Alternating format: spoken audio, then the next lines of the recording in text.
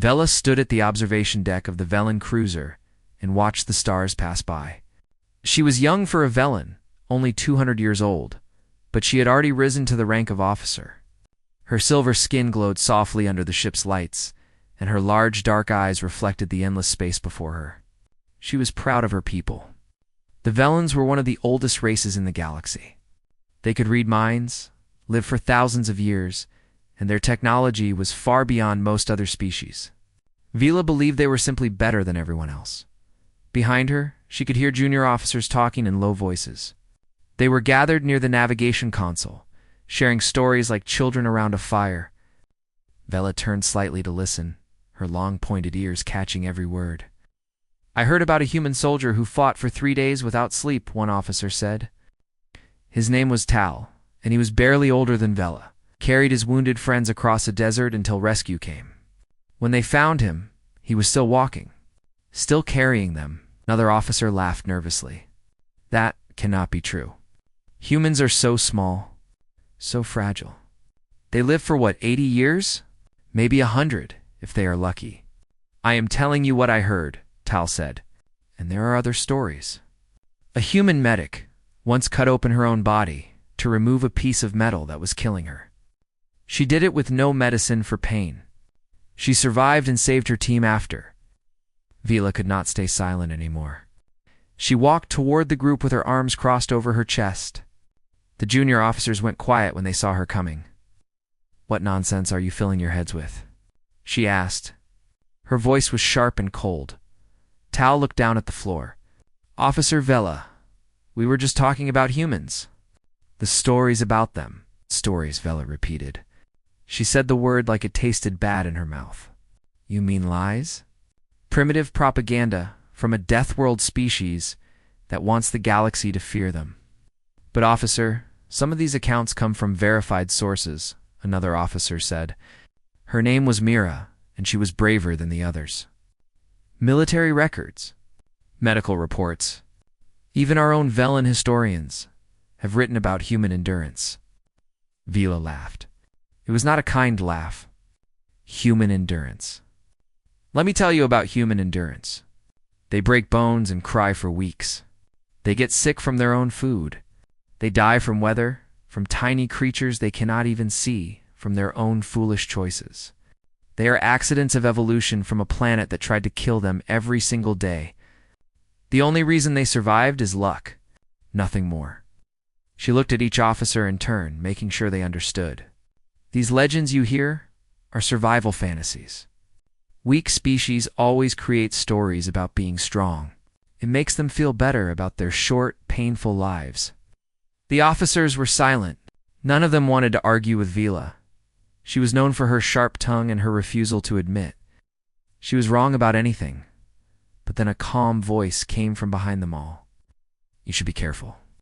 Vela, words spoken from ignorance often return to teach us lessons." Vela turned and saw Commander Aura walking toward them. Aura was old, even by Velen standards. Her silver skin had faded to a pale gray, and her movements were slow but steady. She had served on ships for over 3,000 years and had seen more of the galaxy than anyone else on this cruiser. Commander Vela said, bowing her head slightly. "I meant no disrespect. I was simply correcting some misunderstandings among the junior staff." "Were you?" Aura said. She stopped in front of Vela and looked at her with eyes that had seen empires rise and fall. "I have worked with humans, Vela. I have fought beside them and against them. I have watched them die and watched them refuse to die when all logic said they should." "They are just another species," Vela said. "Nothing special." "Oh, no," Aura said quietly. "They are not strong despite their fragility. They are strong because of it. They know they will die. They know their time is short, and so they burn brighter than species who have forever. They fight harder, love deeper, and sacrifice more willingly than any race I have ever known." Vela wanted to argue, but something in Aura's voice stopped her. The old commander was not joking. She was not exaggerating. She believed every word she was saying. "I think you give them too much credit," Vela finally said. "No species that lives barely a century could ever be worthy of such myths." Aura smiled. but it was a sad smile. I hope you never have to learn the truth the hard way, young one. But the galaxy has a way of teaching lessons to those who refuse to listen. Before Vela could respond, an alarm rang through the ship.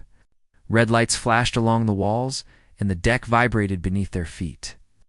Distress signal, Tal announced, reading the navigation console. Coming from a mining colony on the volcanic moon of Kethfor, they say they are under attack. Raiders. Commander Aura moved quickly toward the main control station. Set course immediately. Full speed, Commander Vela said, following her. That colony is in neutral space. We have no obligation to help them. Aura looked at her with something close to disappointment. We have every obligation. There are lives at risk. Velen lives. Human lives. Other species too. We go. Vela said nothing more. She watched as the ship changed direction and the stars shifted around them. She did not know it yet. But her entire understanding of the galaxy was about to change. On that burning moon, in the smoke and chaos of battle, she would meet someone who would show her that legends were not just stories. Some legends walked among the stars, and one of them was waiting for her. The mining colony was burning when they arrived. Vela could see the flames from the observation deck, bright orange against the black volcanic rock. Smoke rose in thick columns that disappeared into the dark sky. Even from orbit, she could tell that the situation was bad. Raiders hit the main power station first, Commander Aura said, studying the reports coming in. Communications are down. They have planted explosive charges throughout the colony. Hundreds of workers are trapped inside. Vela watched the screen showing the chaos below. Small figures ran through the streets, some carrying others, some falling and not getting up. Ships flew overhead, dropping more raiders into the colony. It was not just a raid. It was a massacre. I will lead a rescue team, Vela said. She was not asking permission. Aura looked at her for a long moment. Take 4 officers with you. Find survivors. Get them to the evacuation points. And Vela, be careful. Your telepathy may not work well down there. The raiders use interference devices. I understand, Vela said, but she did not really understand. She had never been in a situation where she could not rely on her mind powers. They were as natural to her as breathing. 20 minutes later, Vela and her team landed on the surface. The heat hit her immediately. The volcanic moon was already hot, but the fires made it almost unbearable. Sweat formed on her silver skin within seconds. Her team spread out behind her, weapons ready. Stay close, she ordered.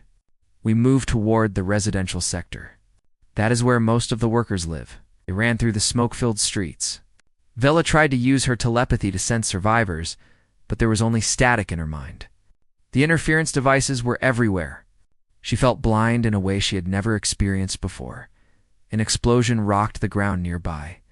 One of her officers, a young male named Kier, was thrown against a wall. Vela ran to him, but he was already getting up. I am fine, he said, though blood ran down the side of his face. They kept moving. The smoke grew thicker. Vela lost sight of 2 of her officers when a building collapsed between them. Fall back to secondary position, she shouted into her communicator, but there was no response. The raiders had jammed everything. She was alone. Alone and wounded, she realized as she looked down at her leg. A piece of metal was stuck in her thigh. She had not even felt it until now. Vela leaned against a broken wall and tried to think. She could not sense anyone. She could not call for help. The heat was making her dizzy, and the wound in her leg was bleeding badly. Then she heard footsteps. She raised her weapon, ready to fire at whatever raider had found her. But it was not a raider who stepped out of the smoke. It was a human. He was not tall, not by Velen standards. His skin was a warm brown color, and his dark hair was messy and covered in dust.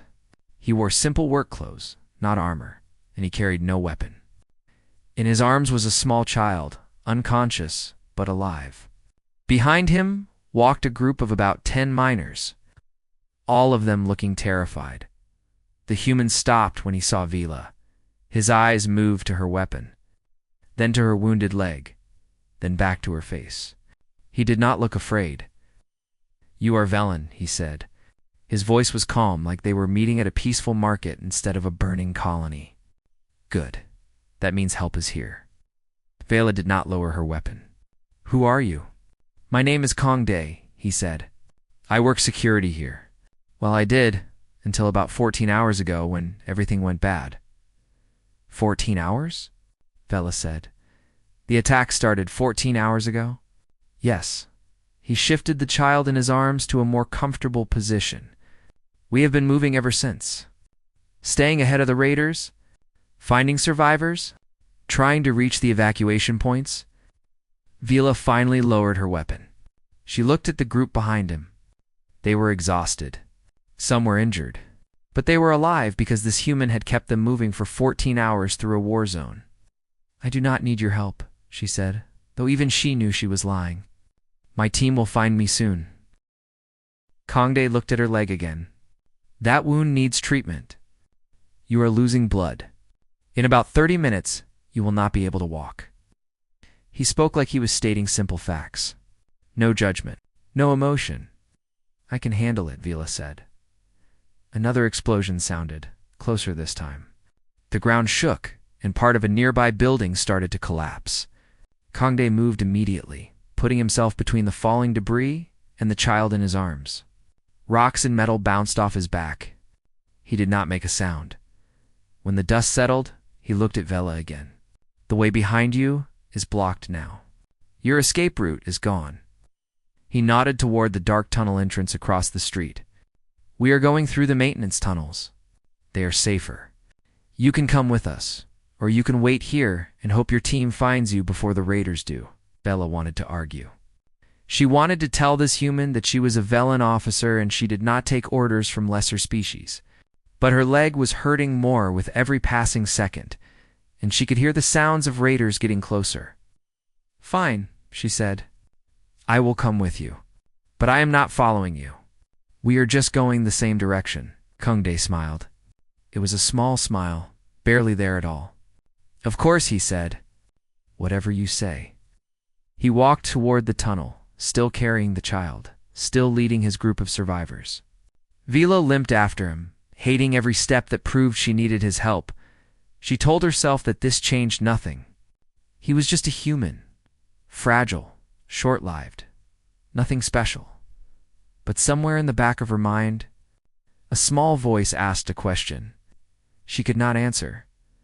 Why was he still standing after 14 hours when she could barely walk after one? She pushed the question away and followed him into the darkness. The tunnels were hot and dark. Emergency lights flickered along the walls, giving just enough light to see a few steps ahead. The air smelled like smoke and burning metal. Vela could feel the heat of the volcanic moon pressing in from all sides. Kongde walked at the front of the group. He had given the unconscious child to one of the miners, an older woman who held the girl close to her chest. Now he moved through the tunnels like he had walked them 1,000 times before. Maybe he had Vela stayed near the back, her legs sending waves of pain through her body with every step. She had wrapped the wound with cloth torn from her uniform, but the blood was still coming. She knew she needed real medical help soon. As they walked, she watched Kongde. He had not stopped moving since she met him. He had not eaten anything. He had not taken a single moment to rest. His clothes were torn and dirty, and she could see bruises and small cuts on his arms and face, but he just kept going. How long have you been awake? She asked him. He did not turn around. I do not know. Before the attack, I was finishing a night shift. So maybe 20 hours now. Maybe more. That is not possible, Vela said. Humans need sleep. Your bodies shut down without it. They do eventually, he agreed. But not yet. Not until everyone is safe. One of the miners, an elderly woman with gray hair and tired eyes, moved closer to Vela. Her name was Yuna, and she had worked in this colony for most of her life. You are wondering how he does it, Yuna said quietly. I can see it in your face. Vela did not answer, but Yuna continued anyway. I have worked with humans for 40 years. Kongde is not special among them. He is normal. This is what they all do when lives are at stake. They do not stop. They cannot stop. Something inside them refuses to quit, even when their bodies are breaking. That is just stubbornness, Vela said. It is not strength. Yuna smiled a little. Is there a difference? Before Vela could answer, a loud rumbling sound filled the tunnel. The walls shook, and dust fell from the ceiling. Everyone stopped moving. Cave in ahead, Kangde said. He was already running toward the sound. Vela followed as fast as her wounded leg would allow. When she reached him, she saw the problem. A section of the tunnel had collapsed. Rocks and metal beams blocked the path completely. And from behind the rubble, she could hear voices, crying, screaming. There are people trapped on the other side, Kangde said. Vela touched the rubble and felt how thick it was. She tried to calculate in her head. The amount of rock, the time it would take to move it, the strength required. We cannot help them, she said. Her voice was flat, practical. It would take hours to clear this. The heat will kill us before then. We need to find another route. Kangde looked at her. For the first time, she saw something in his eyes that was not calm. It was fire. There are people on the other side, he said again, as if she had not heard him the first time. I understand that. But the mathematics are clear. We cannot save them without killing ourselves. A good officer knows when to accept losses. Kangde turned away from her and began pulling rocks from the pile. He grabbed them with his bare hands and threw them aside, one after another. What are you doing? Vela demanded. Did you not hear what I said? I heard you, he said. He did not stop working. I just do not agree with you. This is foolish. This is a waste of energy and time. Then do not help. He picked up a heavy beam and dragged it out of the way. His arms shook with the effort, but he kept going. Vela stood and watched him. She wanted to walk away. She wanted to find another route and leave this stubborn human to his pointless effort. But something kept her feet still. Other miners joined Kangde Yuna, a young man with a broken arm. Even the woman carrying the child set the girl down gently and started moving rocks. Minutes passed, then more minutes. Vela watched as Kangde's hands started to bleed. The sharp rocks cut his skin, but he did not stop. He did not even slow down. You are hurting yourself, she said.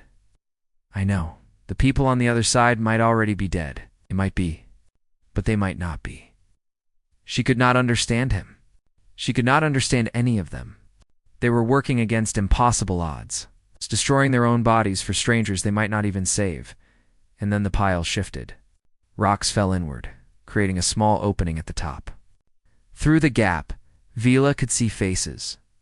3 miners, covered in dust, alive. We see you, one of them shouted. Please, keep going.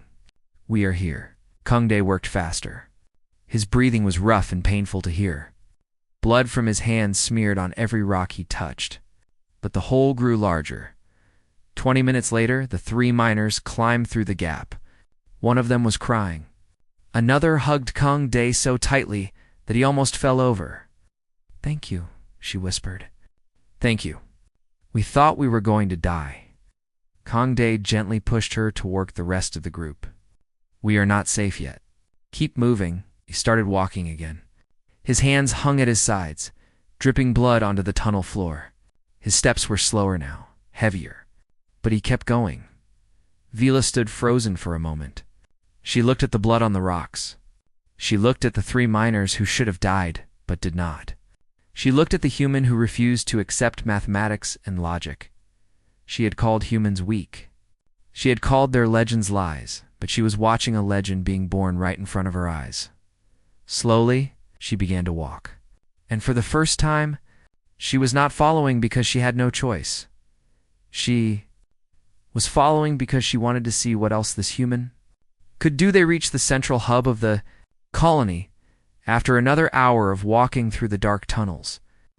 The hub was a large open area where different parts of the colony connected. It had food supplies, medical equipment, and emergency ships. It was supposed to be the safest place in the colony, but it was not safe anymore. Vela and the group stopped at the edge of the hub, hiding behind broken machinery and fallen walls. From their position, they could see everything. The raiders had taken control. About 12 of them stood in the center of the hub, carrying weapons and shouting orders. Around them, dozens of colonists sat on the floor with their hands on their heads.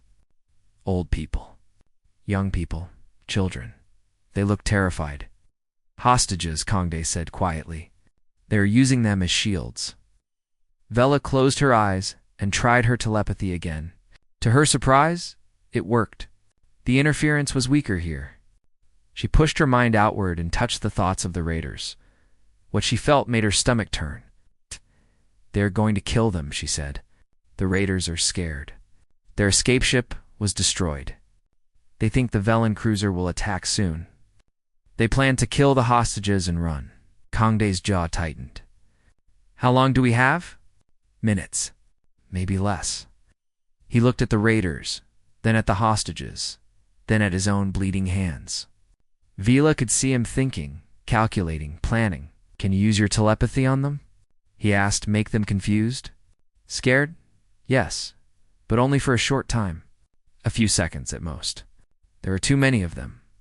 A few seconds is enough. Vela grabbed his arm. Enough for what? What are you planning to do?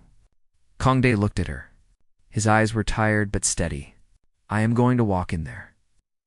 That is suicide. They will shoot you the moment they see you. Maybe, but they will be focused on me. They will not be watching the hostages. If you hit them with your telepathy at the right moment, I can create enough chaos to change things. You have no weapon. You are injured. You have not slept in over 20 hours. This is not a plan. This is a death wish. Kongde smiled. It was a strange smile, calm and sad at the same time. I have been in situations like this before. Not this bad, but close enough. Humans have a saying. When you have nothing left to give, you give more anyway. That is what separates those who survive from those who do not. He pulled his arm free from her grip and started walking toward the raiders. Before she could stop him, Vela watched in disbelief as this human, this fragile creature who should have collapsed hours ago, walked into the open with his hands raised above his head. He moved slowly, making sure the raiders saw him, making sure all their eyes were on him and not on the hostages. Hey, he called out. His voice was loud and clear. I want to talk. The raiders turned their weapons toward him. Their leader, a large alien with green skin and sharp teeth, laughed. A human? Walking into a firefight with no weapons? The leader shook his head. Are all humans this stupid, or just you? Just me, Kongde said. He kept walking closer. I want to make a deal. You let the children go. All of them. In exchange, I stay as your hostage. A Velen ship is in orbit. I can talk to them. I can help you negotiate. The raider leader considered this for a moment. Then he raised his weapon and shot Kongde in the shoulder. The blast hit him hard. Vela saw his body jerk backward. She saw the pain flash across his face. But she also saw something impossible. He did not fall. Kongde stumbled. He pressed his hand against the wound. Blood poured between his fingers. But he stayed on his feet. The raiders stared at him. The hostages stared at him. Everyone in the hub went silent. Is that all you have? Kongde said.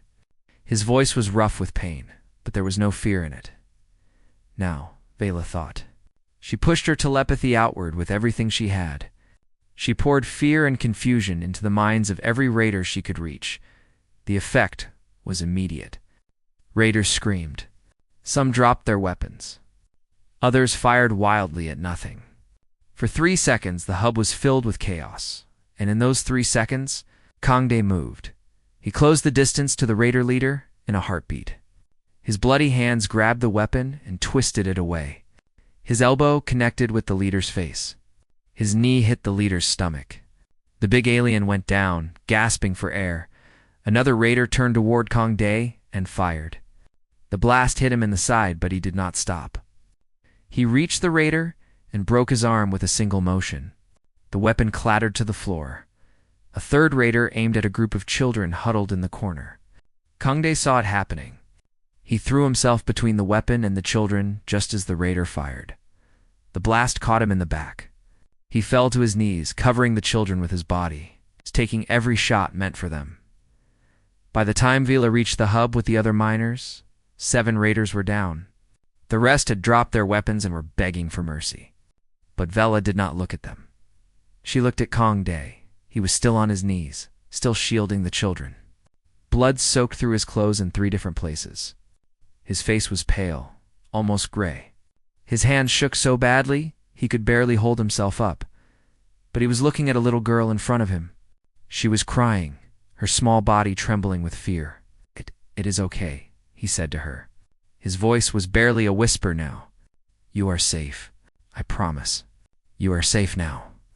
The little girl threw her arms around his neck and held on tight.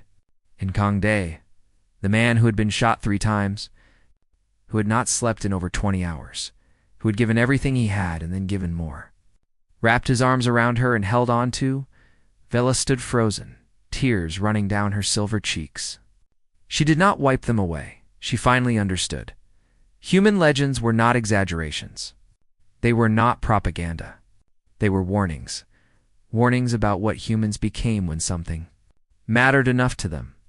And Vela knew she would never forget this moment, for as long as she lived, the Velen cruiser's medical bay was quiet, except for the soft beeping of machines. Rows of beds held survivors from the colony. Doctors and nurses moved between them, treating wounds and checking vital signs. The rescue was over. The raiders had been captured. The fires had been put out. But Vela did not feel relief. She felt something she had never felt before. She was not sure what to call it. Vela walked slowly through the medical bay, her own leg now properly bandaged and healing. She passed bed after bed until she reached the one she was looking for. Kong Day lay there, unconscious, connected to several machines. His eyes were closed, and his breathing was slow and steady. He looked smaller somehow. Lying there without moving, a human woman in medical clothes stood nearby, checking his readings on a screen. Her name was Sora, and she was one of the medics assigned to the cruiser. She looked tired but calm. You are the Velen officer, Sora said without looking up. The one who came down with the rescue team. Yes, Vela said. I am Vila. Sora nodded and pointed at Kong Day. He asked about you before he passed out. He wanted to know if you made it back safely. Vela did not know what to say to that. She looked at Kong Day's face, at the bandages covering his shoulder, his side, his back. The machines showed his heart rate, his blood pressure, his oxygen levels. Everything was stable now, but only because the doctors had worked on him for hours. What are his injuries? Vila asked. Sora pulled up a list on her screen. 3 plasma burns, 1 to the shoulder, 1 to the lower torso, 1 to the upper back. 2 of his ribs are cracked. He has multiple deep cuts on his hands from digging through rocks. His shoulder was dislocated, probably from fighting the raiders, but he reset it himself during the battle. He reset his own shoulder, Vela said. While fighting? Yes, we found the marks on his body. He pressed against a wall and pushed until the bone went back into place. Then he kept going. Sora paused and looked at Vela. Also had not eaten anything in 22 hours and had not slept in over 30. His body was running on nothing but willpower. Vela stared at the man on the bed. He looked so ordinary, so small, so fragile. How did he keep moving? She asked, how did he not collapse? Sora smiled. It was a sad smile, the kind that came from seeing too much pain and too much courage. He had a reason to. That is the only answer I can give you. When humans have something worth fighting for, their bodies do things that should be impossible. We push past every limit. We ignore every warning our minds send us. We keep going until the job is done or until our hearts stop. But why? Vila pressed. Why would anyone destroy themselves for strangers? For people they do not even know. Sora looked at her for a long moment. Because that is who we are. We are born knowing that we will die. We are born knowing that our time is short. So we choose what matters to us, and we give everything we have to protect it. We cannot live forever like your people can. But we can make the time we have mean something. Vila had no response. She stood in silence, looking at the unconscious human who had saved so many lives, who had given so much of himself that there was almost nothing left. Footsteps behind her made her turn. Commander Aura walked into the medical bay, her old face showing no expression. "I heard what happened on the surface," Aura said. She stopped beside Vila and looked down at Kongde. "This is the one?" "Yes," Vela said quietly. "This is him. What did you learn today, young one?" Vila thought about the question. She thought about everything she had seen. The endless walking through hot tunnels, the bloody hands digging through rock, the man who took 3 shots and still did not fall, the whispered words to a crying child. "I thought legends were exaggerations," she finally said. "I thought they were stories that weak species told to make themselves feel strong. But I was wrong. Human legends are not fantasies. They are warnings." "Warnings about what?" Aura asked. "About what humans become when something matters to them. They do not fight like other species. They do not calculate odds or measure costs. They just give. Everything they have, everything they are, until there is nothing left." Aura nodded slowly. "And that is why the galaxy needs them, and fears them." Vela looked at her commander. "Fears them?" "Yes, because a species that lives forever learns to be careful. We protect ourselves. We avoid risks. We calculate every decision. But humans have nothing to lose. They are already dying from the moment they are born, so they throw themselves into everything without holding back. That kind of courage is terrifying to those of us who have something to lose." The machines beeped softly. Kongde's eyes moved beneath his closed lids. He was waking up. Vela watched as his eyes slowly opened. He blinked several times, adjusting to the light. His gaze moved around the room until it found her. "Vila," he said. His voice was rough and weak, but he smiled a little. "You made it. Because of you," she said. The words came out before she could stop them. "Thank you. For everything." Kongde shook his head slightly. "I did what anyone would do," Novella said firmly. "You did what a human would do, and I will never forget it." They looked at each other in silence. Then Kongde closed his eyes again, exhaustion pulling him back toward sleep. "You would have done the same," he whispered. "I know you would have." Alt.